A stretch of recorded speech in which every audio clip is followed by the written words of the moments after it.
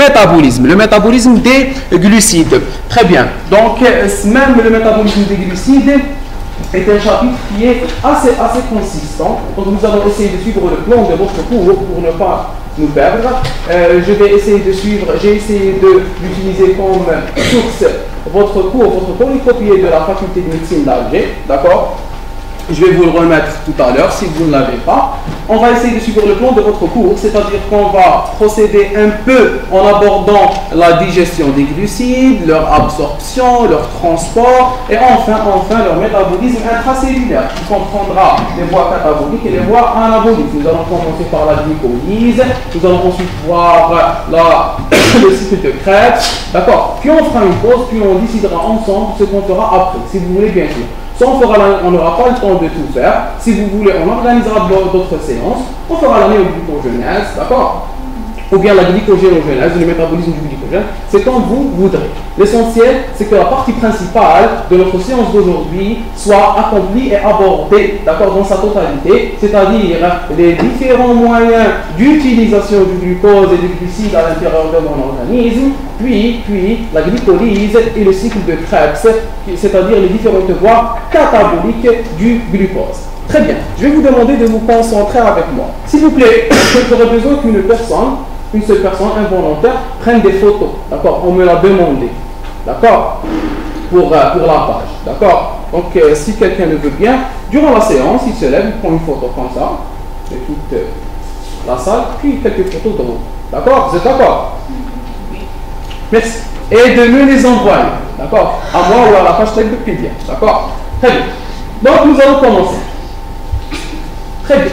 Donc, il faut savoir que notre organisme vit dans un environnement. On est d'accord? Il vit dans un environnement, il vit en interaction avec cet environnement. L'organisme vivant vit depuis la conception, c'est-à-dire depuis la fécondation, d'accord? Et la fin de sa vie correspond à la mort. Correspond à la mort de cet organisme, qui correspond à la mort de ses différents appareils, qui correspond à la mort de ses différents tissus, qui correspond bien sûr à la mort de ses différentes cellules. Donc tout commence par la cellule.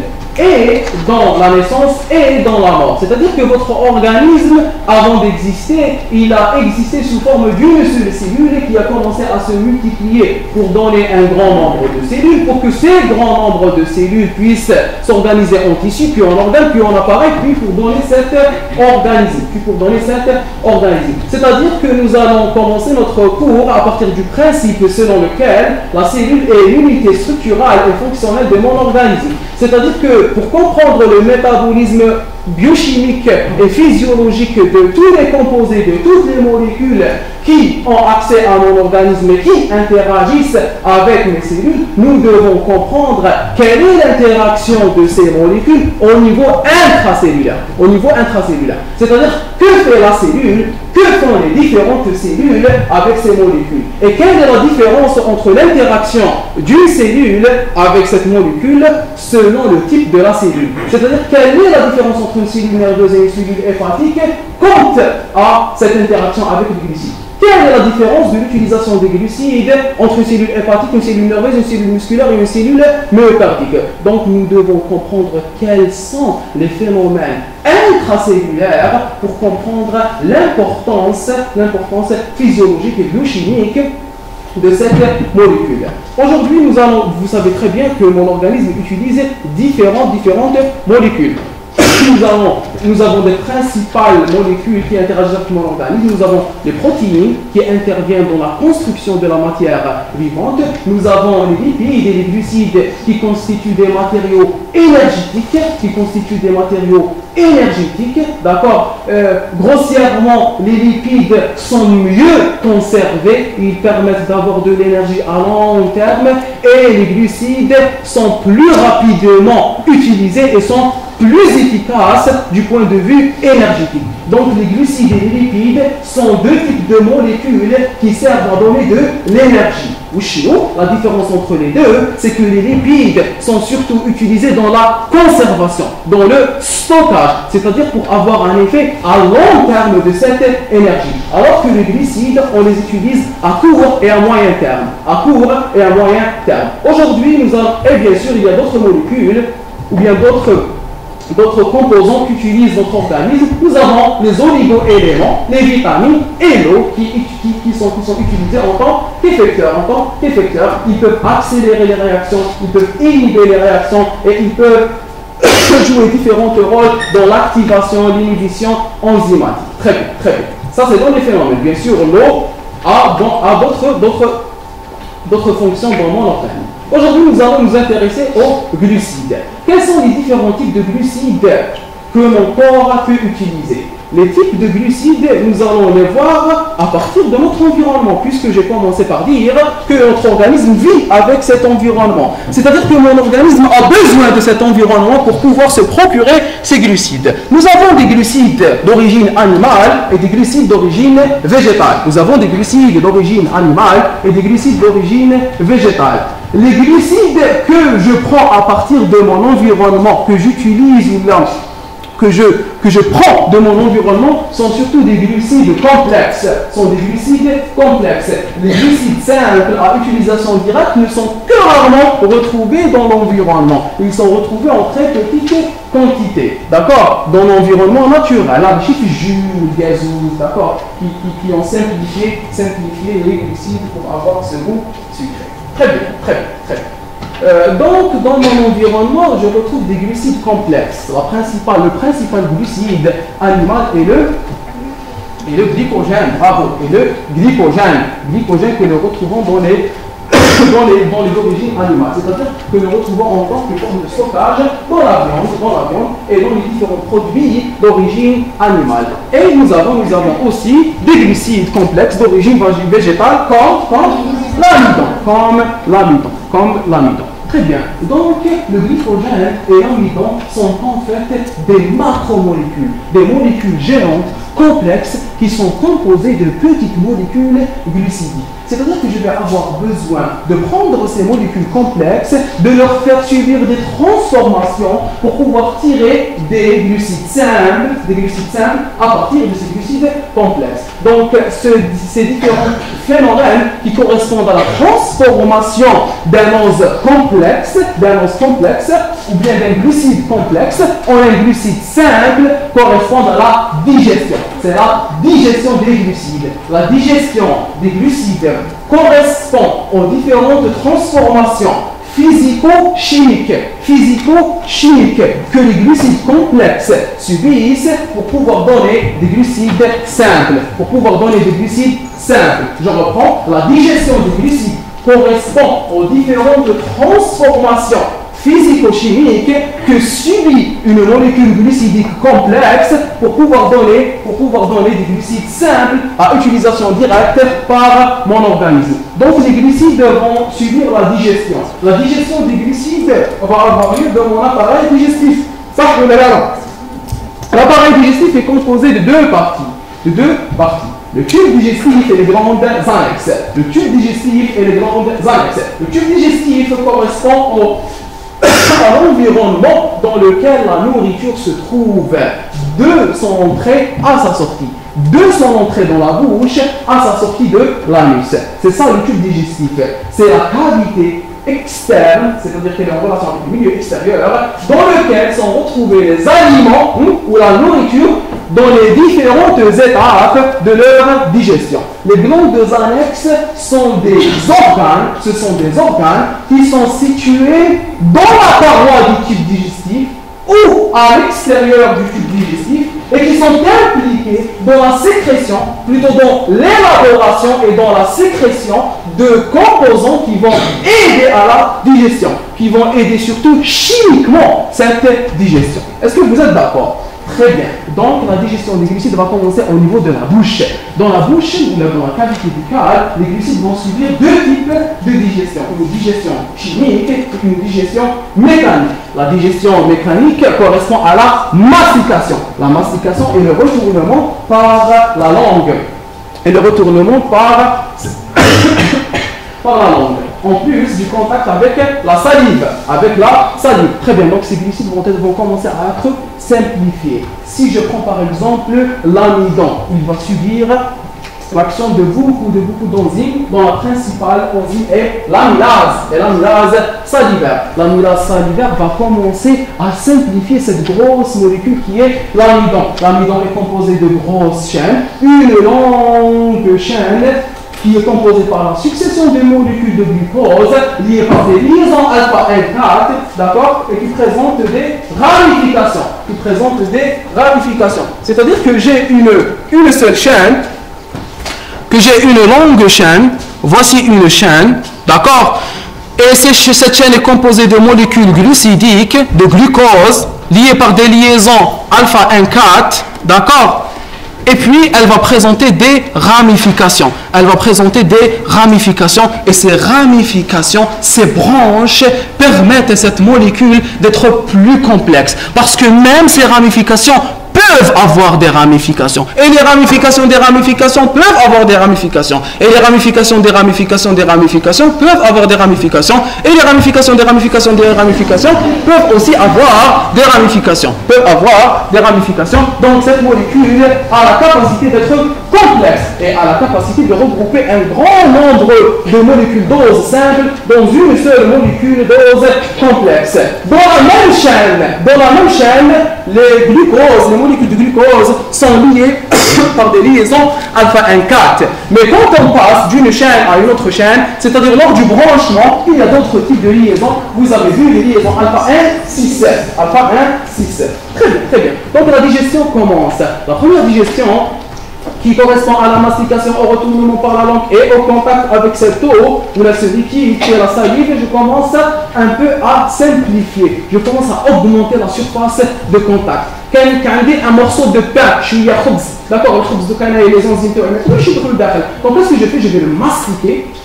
D'accord? Je vais le mastiquer, le retourner par la langue, le simplifier avec cette eau, jusqu'à ce qu'il devienne semi-liquide. Parce que normalement, si l'être humain était normal, la mastication devrait durer plusieurs minutes. Ça directement, d'accord? Sans mastiquer. Donc normalement, on avale que ce qui est semi-liquide. Elle n'a pas lieu d'exister normalement, d'accord? Elle n'a pas lieu d'exister.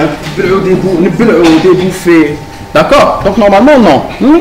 Très bien, donc la mastication va simplifier ou va commencer à simplifier ces os. Les enzymes, d'accord? Ça c'est la digestion physique. La digestion chimique correspond à l'action des enzymes salivaires dont la principale est l'amylase salivaire. Je vais commencer à avoir des résultats. Principalement, ce ne sera pas, il faut savoir que ça ne sera pas les oses complètes, les oses les plus simples, parce que je viens juste de commencer la digestion. Donc je vais avoir des molécules qui sont plus ou moins semi-simples, d'accord? Semi-complexes ou semi-simples. Je vais commencer à avoir du maltose, je vais commencer à avoir des maltotrioses, je vais commencer à avoir des dextrines limites, et tout ça, c'est des molécules qui sont plus simples que l'amidon, ou que le glycogène, et moins simple que les oses simples, moins simple que le glucide. Par exemple, le maltose est composé de deux molécules de glucose. Donc il est plus complexe que le glucose, mais il est beaucoup plus simple que le glycogène ou bien que l'amidon. Monsieur, oui. C'est quoi la dextrine limite? La dextrine limite est un composant un peu plus complexe que le maltose. D'accord? C'est-à-dire que c'est une chaîne plus ou moins longue de succession de plusieurs molécules de glucose. On peut en avoir 7, 8, d'accord? Bien sûr. Est-ce qu'on est d'accord? Très bien. Ensuite, je vais avaler ou bien je vais, pour être plus académique, je vais déglutir. Ces molécules qui sont un peu simplifiées. C'est la déglutition. La déglutition va permettre le passage de cette nourriture à travers l'œsophage.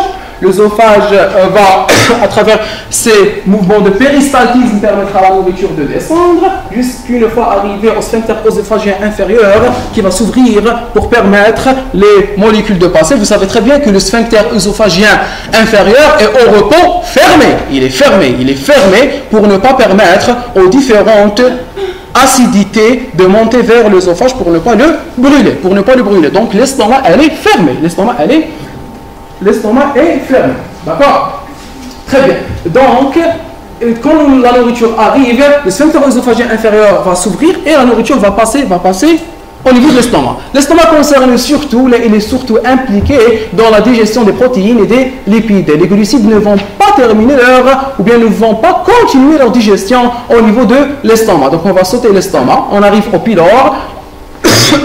Au niveau du pylore, il y aura un passage entre l'estomac, ou une transition entre l'estomac et l'intestin. L'intestin est divisé en combien de parties? Deux principales parties, l'intestin grêle et le côlon. D'accord? L'intestin grêle est divisé en combien de parties? Trois parties. L'intestin grêle contient trois parties. Quelles sont les trois parties de l'intestin grêle? Le duodénum, le jejunum et l'iléon. Le duodénum, le jejunum et l'iléon. Duodénum vient de duodo. Vous faites la chimie. D'accord? Vous avez fait duodéca. Pas encore. C'est pas grave. Duodénum vient de duodé qui veut dire 12. 12. D'accord? 12. Pourquoi? Parce que le duodénum, dans sa longueur, il mesure 12. Bravo. Pas 12 cm. 12 inches. 12 inches. Le duodénum mesure 12 inches, donc on l'a appelé duodénum. واسمه en arabe ولا c'est trop facile العفت voilà bravo العفت on va voir si vous êtes صح après le duodénum il y a le jejunum le jejunum comment ça fait en arabe bravo saim jejunum le jeûner d'accord jejunum et ensuite il y aura l'iléon et l'iléon comment il s'appelle en arabe allez c'est bas de l'ocado اللفائفي s'il vous plaît on va se concentrer. Donc cet intestin gras est divisé en plusieurs parties, duodénum, jejunum, iléon. L'intestin gras est très impliqué dans l'absorption des glucides. Le plus important c'est quoi? C'est qu'au niveau de cet intestin, la digestion des glucides va reprendre et elle va se terminer. Elle va reprendre et elle va se finaliser. Vous savez très bien que le duodénum est divisé en plusieurs parties, des 1, des 2, des 3 et des 4. Des 1, des 2, des 3, des 4, ce n'est pas important, vous allez voir ça en anatomie. D'accord? Au niveau de D2, la deuxième partie du duodénum, il y a ce qu'on appelle des papilles, la papille majeure et la papille mineure. Ces papilles sont l'endroit de l'afflux d'enzymes qui viennent des glandes annexes. Principalement la vésicule biliaire qui est en train de stocker la bile qui a été sécrétée par le foie. Donc le foie va sécréter la bile va se concentrer au niveau de la vésicule biliaire. La vésicule biliaire va se contracter. En se contractant, elle va envoyer sa bile dans la voie biliaire secondaire. De la voie biliaire secondaire, elle va se retrouver dans le cholédoque et le cholédoque va se jeter dans l'ampoule de Vater et de l'ampoule de Vater, il va se retrouver dans la papille majeure avec le canal de Wirsung. Le canal de Wirsung, lui, vient du pancréas, c'est le canal pancréatique principal. Ce n'est pas important, c'est de l'anatomie. L'essentiel, c'est que vous arriviez à retenir qu'au niveau de D2, le pancréas et le foie peuvent faire arriver leur sucre, leurs enzymes. Donc le pancréas est impliqué dans la digestion des glucides. Mais ça ne sera pas une digestion mécanique. Si on vous donne un QCM, le pancréas on ne vous le donnera jamais, c'est beaucoup trop facile.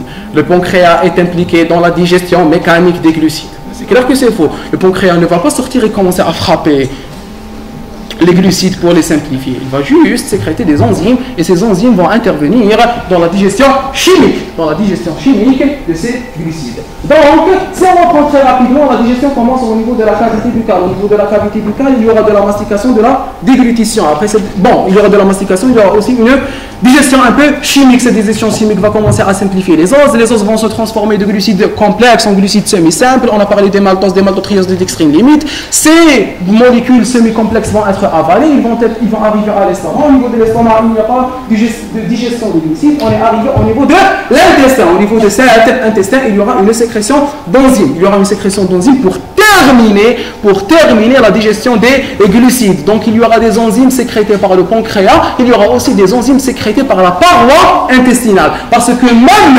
l'intestin contient des glandes. Même l'intestin grêle contient des glandes sur sa paroi qui vont commencer à sécréter des enzymes. Et ces enzymes pancréatiques et intestinales vont jouer un rôle dans la digestion chimique de ces glucides. Pour avoir enfin des glucides simples, je peux dégrader Je peux dégrader le maltose en 2 molécules de glucose. Je peux dégrader le lactose en galactose et glucose. Je peux dégrader le saccharose en une molécule de glucose et de fructose. D'accord? Donc je vais terminer la dégradation. Les composants, vous devez les connaître. D'accord? Le maltose, il est composé de 2 molécules qui sont 2 molécules de glucose. Maltose est égal à 2 fois glucose. Est-ce qu'on est d'accord? Très bien, bravo. Le saccharose est composé de qui sont le glucose et le fructose. Le lactose est composé de 2 molécules glucidiques qui sont le glucose et le galactose. Très bien. Donc je vais avoir des molécules simples. Je vais avoir des molécules simples, principalement ces trois. Le galactose, le glucose et le fructose. Le galactose, le glucose et le fructose. Le galactose, le fructose et le glucose. Est-ce qu'on est d'accord? Est-ce que vous arrivez à suivre jusque-là? Est-ce que ça va? Est-ce que vous avez des questions? On a terminé avec la digestion. C'était un aspect très superficiel. On va passer maintenant à l'absorption qui est un peu plus délicate et que vous devez retenir durant toute votre vie. C'est la partie, d'accord? L'absorption intestinale des oses simples. L'absorption intestinale des oses simples. Est-ce que vous préférez qu'on l'écrive?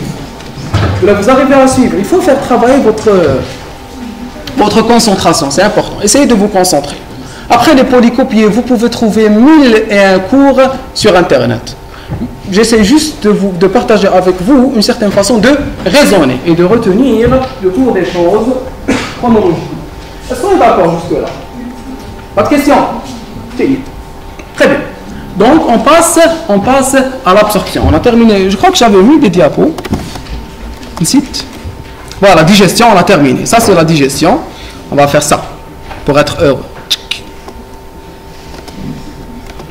Absorption. On va passer à l'absorption de ces os. Le résultat final, c'était quoi? C'était d'avoir des molécules de glucose, de galactose et de fructose au niveau de l'intestin. D'accord? Au niveau surtout du jejunum supérieur, etc., etc. Vous allez retrouver ces détails dans votre polycopier. Mon but, c'est quoi? C'est de faire arriver ces molécules simples du tube digestif qui est situé à l'extérieur de mon organisme vers le milieu interne. Maintenant, je vais partager avec vous une notion que j'espère vous allez retenir. S'il vous plaît, s'il vous plaît, s'il vous plaît. C'est très important dans les différents transports. Parce que vous allez en avoir besoin en physiopathologie, quand vous allez voir les troubles hydrosodés, donc quand vous allez voir les différents troubles, les troubles de la calémie, les dyscalimies, les dysmagnésimies, les dysphosphorémies, les dyscalcémies, d'accord? Et vous allez surtout en avoir besoin pour comprendre la physiologie rénale, l'année prochaine. Quand on étudie les transports, surtout au niveau intestinal et au niveau rénal, ne faites surtout pas l'erreur que font beaucoup d'étudiants, c'est de considérer deux compartiments, c'est-à-dire la lumière intestinale et le milieu interne. C'est-à-dire que je vais étudier le transport des glucides, d'accord? Le transport des glucides du milieu de l'intestin vers le sang. D'accord? Donc, ça, c'est l'intestin. D'accord? Et ça, c'est le vaisseau sanguin. Ça, c'est le sang. L'erreur que vous pouvez faire, et que je vous conseille, ou que j'espère que vous n'allez pas faire, c'est de ne considérer que ces deux milieux. Milieu numéro 1 et milieu numéro 2. C'est une très grande erreur, très grosse erreur. D'accord? Pourquoi? Parce que tous les transports que nous allons étudier sont des transports qui dépendent des caractéristiques physico-chimiques, c'est-à-dire de la concentration de la molécule, ou bien la différence de concentration de la molécule entre les deux milieux. Ou bien on va parler d'un principe qui s'appelle le gradient de concentration de la molécule entre les deux milieux. Donc ne faites surtout pas l'erreur de ne considérer que deux milieux, c'est-à-dire le milieu intestinal et le milieu sanguin. En fait, il faut considérer 3 à 4 milieux. 3 à 4 milieux. Des fois 3, des fois 4. Pourquoi 3 milieux? il faut considérer le milieu intracellulaire de la cellule intestinale. Le milieu intracellulaire de la cellule intestinale ou bien de l'entérocyte. Quand j'étudie le passage d'une molécule au niveau du rein ou bien au niveau de l'intestin, je dois considérer au moins 3 milieux. La lumière, c'est-à-dire le milieu intestinal, le milieu intracellulaire et le milieu sanguin. 3 milieux qui sont le milieu, vous allez comprendre pourquoi, le milieu intracellulaire, et puis il sépare 2 milieux, la lumière intestinale et le milieu sanguin. Parfois, il faut considérer 4 milieux. Qui peut me dire quel est le 4e milieu? C'est excellent, bravo. C'est le milieu interstitiel. C'est le milieu interstitiel ou bien le tissu conjonctif, d'accord? Le milieu qui environne le vaisseau sanguin. Surtout dans le transport rénal quand on étudie le phénomène de concentration d'élution des urines, nous allons voir que le milieu interstitiel joue un rôle très important. D'accord? On appelle l'interstition. Très bien. Maintenant, vous vous concentrez, s'il vous plaît. On va étudier les molécules une à une. D'accord? Nous avons du glucose, du galactose et du fructose. Très bien. J'ai 3 milieux, comme je viens de vous le dire. J'ai 3 milieux. J'ai une cellule intestinale. D'accord? Ça, c'est l'entérocyte. Voilà. L'entérocyte. Et ça, c'est le vaisseau sanguin. Et ça, c'est la lumière. Ça, c'est la lumière intestinale. D'accord? Lumière intestinale. D'accord? Donc, j'ai 3 milieux. Le milieu intracellulaire de l'entérocyte. Le milieu intracellulaire de l'entérocyte, la lumière intestinale et le vaisseau sanguin. Je viens de manger, je viens de réaliser un apport nutritif. Quel est le résultat de la digestion?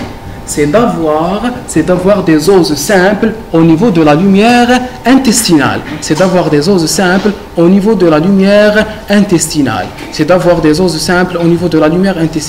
Quelles sont ces oses simples? C'est le glucose, le galactose et le fructose. Nous allons commencer par le glucose. Le glucose doit être transporté. C'est-à-dire qu'il doit passer de la lumière intestinale vers le milieu intracellulaire, puis du milieu intracellulaire vers le milieu sanguin. Donc il y aura 2 transports. Un transport de la lumière vers l'entérocyte et un transport de l'entérocyte vers le sang. Est-ce qu'on est d'accord? Très bien. Le premier transport est un transport qui dépend de transporteurs membranaires qu'on appelle les S-glutes. Remarque, les transporteurs de glucose dans tout l'organisme sont appelés glutes.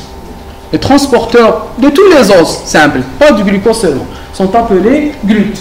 D'accord? Glutes, le mot vient de glucide transporters. D'accord? D'accord? Le propriétaire du téléphone, il est en train de sonner, de vibrer. D'accord? Si vous voulez répondre. Très bien. Donc, les molécules qui sont responsables du transport des glucides simples sont appelées glutes. Il y a plusieurs types de glutes. Les glutes 1, les glutes 2, 3, 4, 5, d'accord? 6, 7, 14. D'accord? Il y a plusieurs types de glutes. Et là, bien sûr, nous n'allons nous intéresser que sur celles qui nous intéressent. Ces transporteurs sont situés sur la membrane plasmique des cellules qui transportent le glucose. Les glutes sont très importantes. Vous devez connaître la physiologie des glutes pour comprendre la physiologie ou bien la physiopathologie du diabète. D'accord? Du diabète et de beaucoup d'autres pathologies. Concentrons-nous sur notre cours. Il faut savoir que ici, j'ai des S-glutes. Attention. Vous avez vu cela même au lycée. il faut savoir que la cellule intestinale est une cellule polarisée. C'est une cellule polarisée, c'est-à-dire qu'elle contient deux pôles, que dans sa structure, elle comprend une structure qui est très différenciée. La différenciation de sa structure lui permet d'avoir deux pôles, un pôle apical et un pôle basal. Un pôle apical et un pôle basal. Un pôle apical et un pôle basal. Le pôle apical est en contact avec la lumière intestinale. Le pôle apical, c'est ça. D'accord? Le pôle apical est en contact avec la lumière intestinale. Le pôle apical est en contact avec la lumière intestinale. Le pôle basal ou bien basolatéral est en contact avec le milieu, le milieu sanguin. Il y a des détails que je veux vraiment vous dire, mais j'ai peur qu'on n'ait pas le temps. Vous n'allez les trouver nulle part, ni dans vos cours. Vous devez les deviner. Pourquoi on appelle, vous allez trouver dans vos cours pôle basal ou bien pôle basolatéral? Pourquoi on l'appelle basolatéral? Pourquoi on ne l'appelle pas apicolatéral? Celui qui est apical, on ne l'appelle pas apicolatéral. Mais celui qui est basal, on l'appelle basolatéral. Why? Allez. Parce qu'il faut savoir que la lumière intestinale, ou bien que la paroi intestinale est une paroi très sélective. Tout ce que je mange ne doit pas entrer excessivement ou bien indifféremment dans mon organisme. Ce n'est pas l'anarchie. Tout est organisé. Donc pour me protéger, je dois séparer le milieu interne, le milieu sanguin, du milieu de la lumière intestinale. Je dois séparer les deux milieux. Donc, il faut savoir que la paroi intestinale est imperméable. D'accord? Elle est imperméable. Mais chez Darsimouh, d'accord? Mais chez les Djitrol.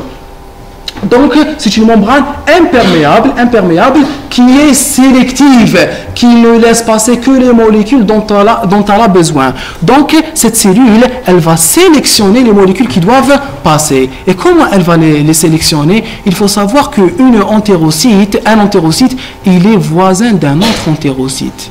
Et cet entérocyte, il est voisin d'un autre entérocyte. Et c'est ce qui, ils vont me constituer la muqueuse intestinale. D'accord? Avec les villosités, les microvillosités, etc. Ça, c'est de l'histologie, on ne va pas entrer dans les détails. L'essentiel, c'est que la paroi intestinale dans sa partie la plus apicale, dans sa partie la plus interne, dans sa partie qui est le plus en contact avec le suc intestinal, avec le chylos intestinal, elle est constituée par l'enroulement d'entérocytes qui sont étroitement liés et voisins l'une avec l'autre, ou l'un avec l'autre. D'accord? Donc, ces différents entérocytes sont voisins. Il faut savoir qu'il y a des molécules qu'on appelle les molécules d'adhésion. Les molécules d'adhésion. Vous avez fait le cours en cytologie. Les molécules d'adhésion sont des molécules qui diffèrent d'une molécule à l'autre. Je peux avoir la zonula adhérens, la zonula occludens. D'accord? Il y a des molécules imperméables qui permettent de lier très intimement cet entérocyte avec l'entérocyte voisin. Pour que les molécules ne puissent pas passer entre une cellule et une autre cellule. Donc, il y a un entérocyte, ou l'entérocyte il est sélectif, ou لازم يكونوا كاينين des glutes باش يخليهم يجوزوا. À quoi ça sert تكون عندي حفرة هنايا؟ تجي لا موليكول تقول له ما يسحقكش نجوز ديريكتومون. D'accord, ce serait bête d'avoir un transport spécifique alors qu'il y a un espace intercellulaire et dans cet espace intercellulaire, la molécule peut passer. Donc je dois lier les deux cellules intimement l'une à l'autre pour ne permettre le passage qu'à travers ce transporteur sélectif que j'ai moi-même établi. D'accord? Donc ces molécules qui permettent cette étanchéité, elles sont situées ici. Elles sont plus proches du côté apical. D'accord? C'est-à-dire qu'en fait, le milieu extérieur, il est divisé en deux parties. La première partie, et la deuxième partie, elle commence ici. D'accord? Elle commence au niveau latéral et elle arrive au milieu basal. C'est-à-dire que si j'ai une molécule de glucose qui peut sortir ici, elle peut sortir ici ou ici ou ici. Elle peut sortir du côté apical, puisque la molécule d'adhésion, elle peut sortir du côté latéral, puisque la molécule d'adhésion, elle est proche du côté apical. Elle est plus proche du côté apical. J'ai des cellules. Voici ma cellule intestinale. Voici une cellule intestinale voisine. Ça, c'est la molécule qui permet l'imperméabilité. D'accord? Et ça, c'est une autre cellule. Donc, la molécule, elle pourra passer ici, à travers ce transporteur spécifique. D'accord? Et elle pourra sortir soit ici, soit ici. Donc, c'est pour cela que j'appelle tout ce milieu le milieu basolatéral.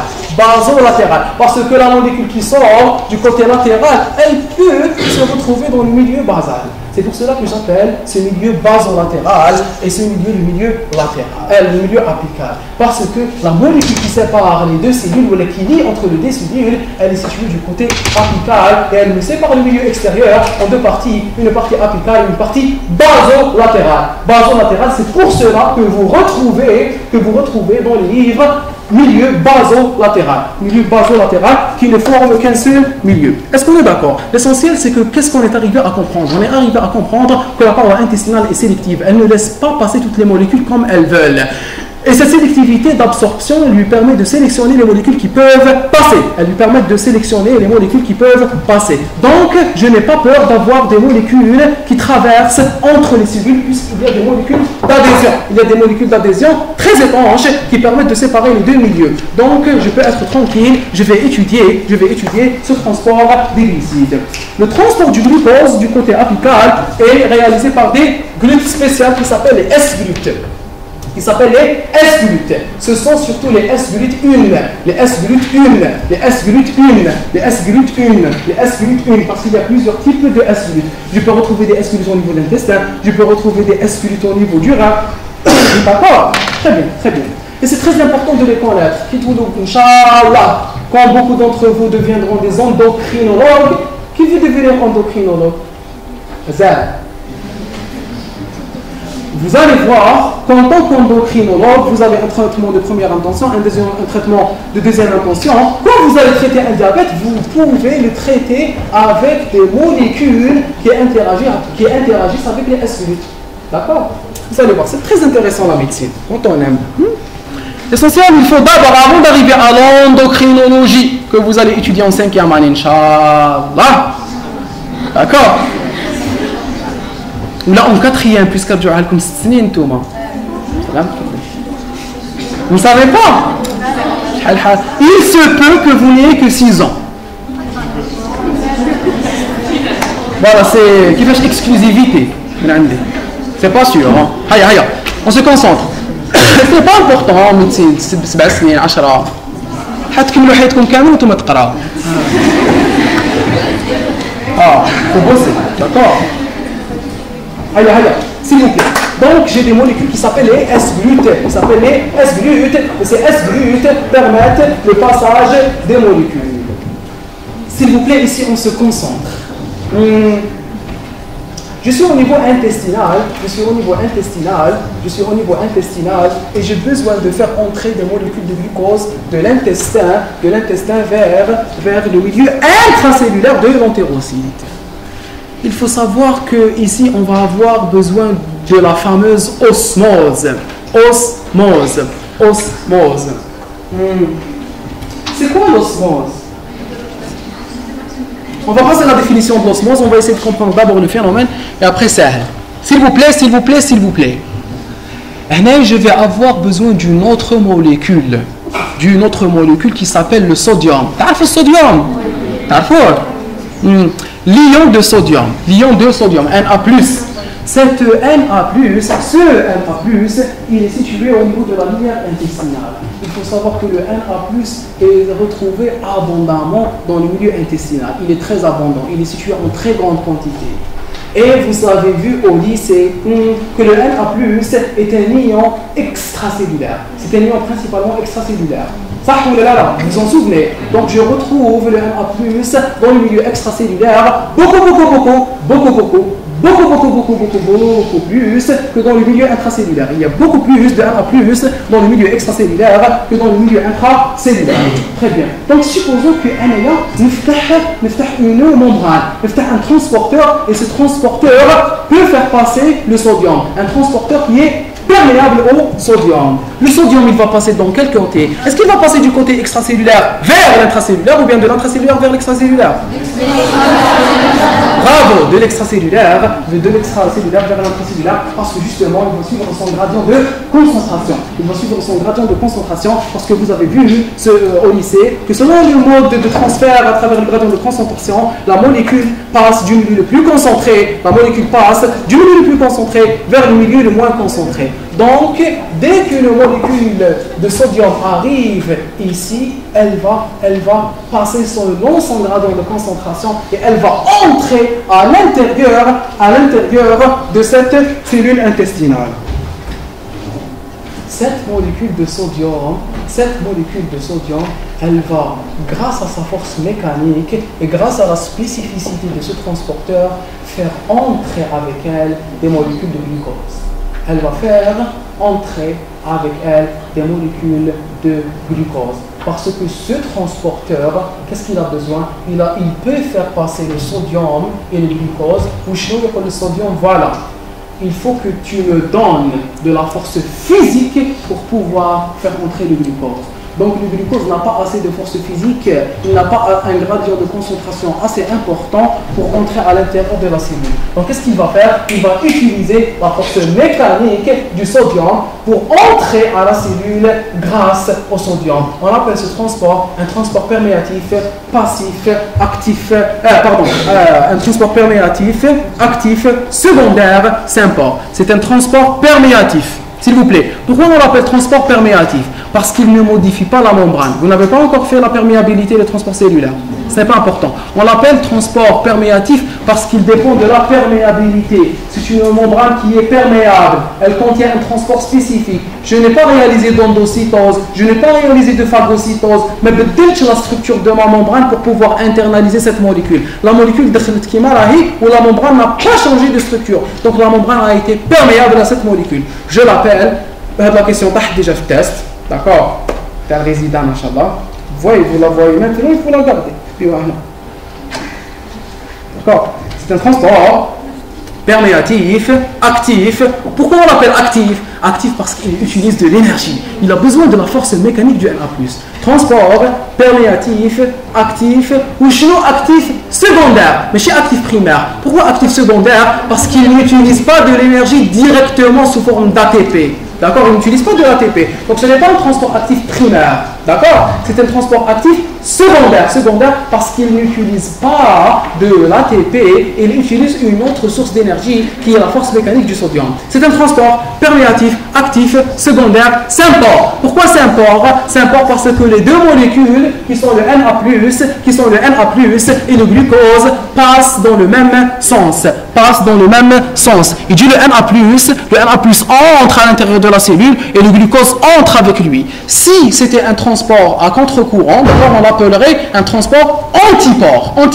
Quand les deux molécules passent dans le même sens, on l'appelle transport symport. Quand les deux molécules passent dans des sens contraires, on l'appelle transport antiport. Donc j'ai un transport symport, j'ai un transport antiport. J'ai un transport symport, j'ai un transport antiport. J'ai un transport symport et j'ai un transport antiport. Ici, il s'agit d'un transport symport. Pourquoi s'agit-il d'un transport symport? Parce que les deux molécules transportées passent dans le même sens. Donc, l'absorption apicale, le transport apical du glucose au niveau de la cellule intestinale est un transport perméatif, actif, secondaire, symport. C'est un transport perméatif, actif, secondaire, symport. C'est un transport perméatif, actif, secondaire, symport. Transport perméatif, actif, secondaire, symport. Transport actif, perméatif, symport, secondaire. Vous êtes d'accord? Continue. Le galactose qui est le glucose. Il passe par le même transporteur. C'est le S-GLUT. D'accord? C'est le S-GLUT. Ça fait. Le fructose passe par un autre transporteur qui s'appelle le glutène. Attention, ici on est toujours dans la membrane apicale. On est dans le pôle apical. Très bien, donc le fructose quant à lui n'utilise pas ce S-GLUT, il utilise un glutène pour entrer à l'intérieur de la cellule. Il n'a pas besoin de ce Na+, d'accord? Pourquoi? Parce que le fructose n'est pas une molécule qui est présente en grande quantité, ni dans le milieu intracellulaire intestinal, ni dans les vaisseaux sanguins. Donc elle va passer directement selon son gradient de concentration. De la lumière intestinale, qui est le fécia, qui a fructose, donc elle va passer directement selon son gradient de concentration. Est-ce qu'on est d'accord? Très bien, bravo. Maintenant, ces différentes molécules, ce glucose, ce fructose, ce galactose, ils vont se retrouver à l'intérieur, de l'entérocyte. Ils vont se retrouver à l'intérieur de l'entérocyte. Et ils vont passer de l'entérocyte vers le vaisseau sanguin. C'est le deuxième transport. Ils vont passer de l'entérocyte vers le milieu sanguin. Les trois molécules, que ce soit le glucose, le galactose ou bien le fructose, vont passer à travers un seul transporteur qui est le GLUT2. Bravo. Donc, si on vous demande dans un QCM, les GLUT2 dans la cellule intestinale sont situés de quel côté? Bravo, dans le côté basolatéral. Les GLUT2 sont situés du côté basolatéral. Ils sont situés du côté basolatéral. Ils vont permettre le passage des molécules de la cellule intestinale vers le milieu sanguin. De la cellule intestinale vers le milieu sanguin. De la cellule intestinale vers les vaisseaux sanguins. Très bien. Donc le résultat final, c'est quoi en fait?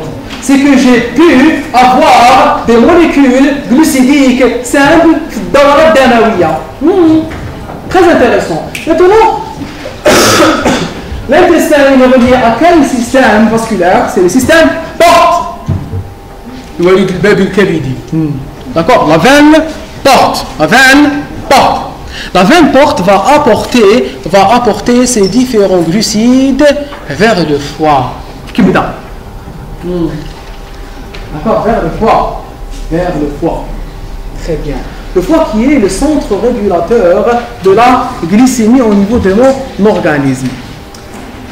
L'Ulbah, avant-hier, جزء l'examen, les 5e année, جزء l'examen, ta endocrinologie. D'accord? Posons-nous la question. Définissez l'index glycémique. Vous allez étudier l'index glycémique. On va vous le présenter en biochimie l'année prochaine. Si vous avez de la chance, je ne sais pas, on vous a modifié le programme, ça craint. L'index glycémique, c'est quoi? C'est la capacité, d'accord, d'un aliment à élever la glycémie. C'est la capacité et la vitesse avec laquelle un aliment élève la glycémie. C'est très important de connaître toutes ces notions. Vous n'avez pas besoin d'être endocrinologue pour connaître ces notions. Parce que, pourquoi je donne beaucoup d'importance à ce chapitre? Parce qu'il faut savoir que déjà l'Algérie, dans le monde il y a une explosion du diabète. D'accord? L'Algérie connaît une incidence de plus en plus importante du diabète. On est diabétique de plus en plus précocement. Il faut savoir que d'ici l'année 2025-2020, d'accord, il y aura une explosion du diabète encore plus importante en Algérie et en Égypte. D'accord? Les chercheurs sont en train, ou les épidémiologues sont en train de nous dire cela. Pourquoi? Il faut savoir que, je vais vous raconter une petite anecdote. Il faut savoir que les Algériens, que le peuple algérien, vous connaissez l'épigénétique. L'épigénétique, c'est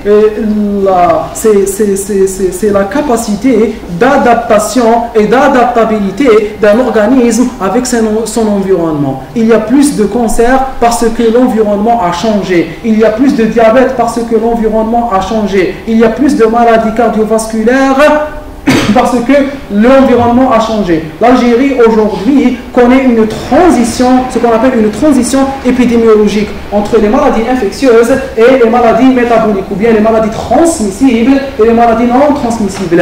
Il y a 50 ans, c'était les maladies transmissibles qui tuaient les Algériens. C'était la tuberculose, c'était le paludisme. D'accord? Aujourd'hui, ce n'est plus le cas, c'est les maladies cardiovasculaires, c'est le cancer, c'est les maladies bronchopulmonaires chroniques comme la BPCO, comme l'asthme. D'accord? C'est les maladies plus les Algériens. Et vous devez connaître cela dès maintenant. Et vous devez apprendre à parler dès maintenant. Et vous devez apprendre à vulgariser dès maintenant. Et vous devez apprendre à simplifier dès maintenant. Parce que vous allez faire face, avant tout, pas à un examen, pas à une feuille, pas à une fiche de réponse, mais à des patients humains que vous devez, avec lesquels vous devrez communiquer. Donc le principal but d'un médecin, ce n'est pas seulement de guérir. Son but n'est même pas de guérir, son but c'est de soigner, d'accord? Mais c'est aussi de sensibiliser. La sensibilisation coûte toujours moins que les soins.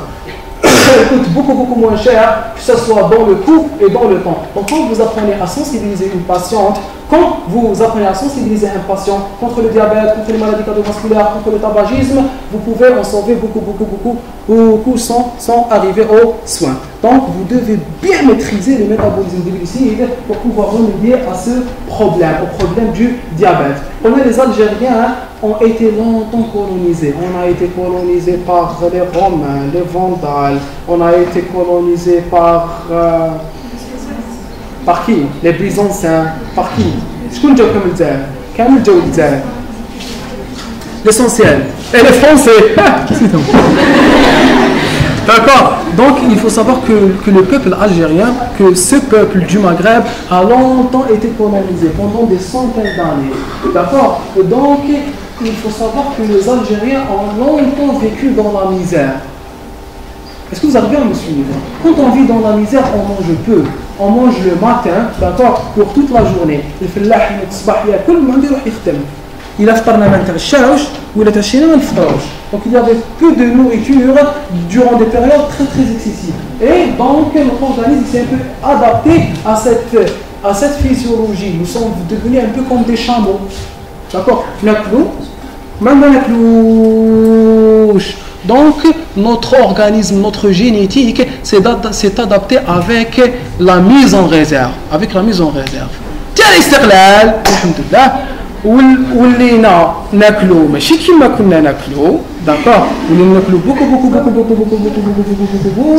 beaucoup plus mais notre génétique n'a pas changé donc nous sommes toujours des ours, nous sommes toujours des individus qui stockent beaucoup.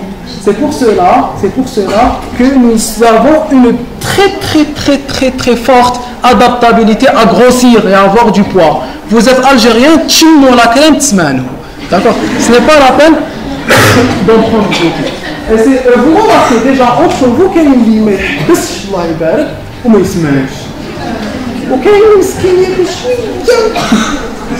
D'accord. Donc il faut faire attention à ça. Vous avez une forte adaptabilité à grossir et à avoir du poids. L'obésité, c'est la maladie cardiovasculaire, c'est le diabète, c'est l'insulinorésistance. Donc il faut faire très attention à tout cela. C'est pour cela qu'il faut maîtriser le diabète. Et on ne peut pas maîtriser le diabète sans maîtriser le métabolisme des glucides. On revient à notre cours, les trois glucides simples, les trois os simples qui sont le glucose, le galactose, le fructose vont se retrouver au niveau de la circulation sanguine. Ils vont élever, surtout le glucose, ils vont élever la glycémie. La glycémie va être élevée selon les caractéristiques de l'aliment. D'accord? L'aliment peut être mangé cru, il peut être mangé bouilli, il peut être mangé sous forme cuite, il peut être mangé avec de l'eau, il peut être mangé le soir, il peut être mangé le matin. Toutes ces caractéristiques extrinsèques, en plus des caractéristiques intrinsèques de l'aliment, vont définir ce qu'on appelle sa capacité à élever la glycémie. Je vous donne une petite comparaison. Qu'est-ce qui a un index glycémique plus élevé? Un soda ou la moskhobza? Bien sûr. Qui a un plus fort index glycémique. Je connais pas le soda, bien sûr. C'est fort. La glycémie vient plus. Pourquoi? Parce qu'elle a un index glycémique, plus élevé. Pourquoi? Parce que avec le moskhobza, l'amidon, il contient beaucoup de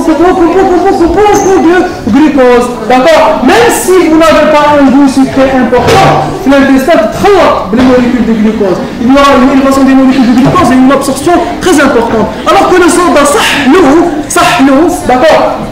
Mais c'est des molécules de sucrose, de saccharose qui contiennent du fructose et du glucose. Et le fructose a un potentiel d'élévation de la glycémie qui est inférieur au glucose, donc il ne va pas élever la glycémie. Il faut savoir qu'un soda simple, une limonade, l'index glycémique il est à 55. D'accord? Qui طلع شويه 57 58 Coca-Cola هذا المستقرين. D'accord? Le pain blanc il a un index glycémique à 65. Bon. Quel est l'aliment naturel qui a l'index glycémique le plus élevé? Le miel, d'accord. C'est très faux, d'accord. Donc voilà, c'est des notions qui sont dans la société. C'est très faux. D'accord. Donc, l'acide est la bzef, il a un index glycémique très élevé. Et dans les molécules simples, dans les molécules biochimiques, quel est l'aliment ou la dose qui a l'index glycémique le plus élevé? C'est le. Bravo. Faut pas le manquer. Bravo.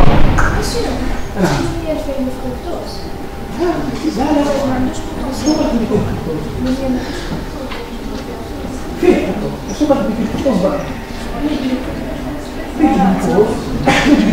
fait du sucrose, fait du fructose. D'abord, c'est des listes établies. Internet, tu veux index glycémique, tu as le miel bouche, marre comme elle voit. La scène est pas la stock, d'accord. Très bien. Et dans les sucres, s'il vous plaît, dans les eaux simples, c'est le maltose. Et là, il y a un petit piège. Il faut savoir qu'il t'interdit de un QCM.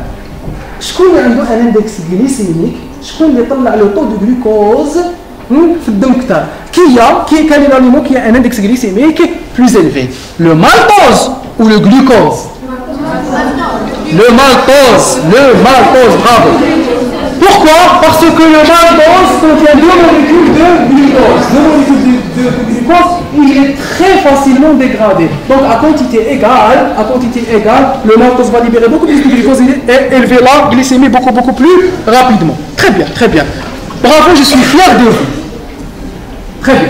On continue. Donc ils vont passer dans le foie et il va y avoir le début du métabolisme. Le foie va commencer à stocker les os, il va commencer à les stocker sous forme de glycogène et il va commencer à libérer le glucose pour que le glucose puisse aller dans les différentes cellules pour que enfin les réactions la pour que enfin ces cellules puissent utiliser le glucose pour avoir de l'énergie. Nous avons terminé avec les généralités. D'accord. Normalement, quel est le transport? Oui, le transport. Très bien. Le transport des os. Les os sont des molécules hydrosolubles. Donc, les os n'ont pas besoin de transporteurs. Attention, c'est très important. Les os n'ont pas besoin de transporteurs. Les os simples, le glucose et le galactose, peuvent passer librement dans le sang et dans les urines. D'accord. D'ailleurs, quand on faisait le diagnostic du diabète, on goûtait les urines. Pour avoir avec le goût sucré. Allez, on se dit diabète sucré. S'il vous plaît, on se concentre. D'où vient le mot diabète? Diabète est un mot grec qui veut dire passer de travers. D'accord. Donc le mot diabète veut dire passer de travers. Quelle est la relation entre le diabète et le safaya? Les médecins grecs, d'accord, شافوا بلي كاين des personnes اللي يشربوها يخرجوها قالوا هذوما كيما الصفايه اللي تدخل تخرج. Donc ils les ont appelés diabétiques. D'accord. Ils ont remarqué que certaines personnes avaient des urines sucrées ou d'autres n'avaient pas des urines sucrées. Il y a des urines sucrées اسمهم diabète sucré. Il y a عندهم كيفاش نسميو حاجه ماشي اسم حلوه مره ماشي امر حاجه sans goût, comme on dit en français, insipide, d'où le nom du diabète insipide.